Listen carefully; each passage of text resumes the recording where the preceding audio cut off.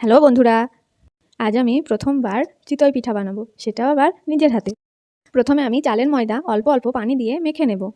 একবারে বেশি পানি দেব না, অল্প অল্প করে পানি দিয়ে মেখে নেব, একটু শক্ত শক্ত করে। ময়দাটা আমার মাখা হয়ে গেছে, এবার আমি 10 মিনিটের মতো রেস্টে রেখে দেব। এবার আমি অল্প অল্প করে পানি দিয়ে এটাকে পাতলা করে নেব, ঠিক এরকম। এবার আমি একটি চামচ দিয়ে কিছুক্ষণের জন্য ঘুলিয়ে নেব। অন্যদিকে আমি চুলায় তাওয়া গরম হতে বসিয়েছিলাম। এবার 1 চামচ করে এই ময়দার গোলা তাওয়ায় দিয়ে ঢাকা দিয়ে বানিয়ে নেব চিতই পিঠা। সবগুলো আমি একইভাবে বানিয়ে নিচ্ছি।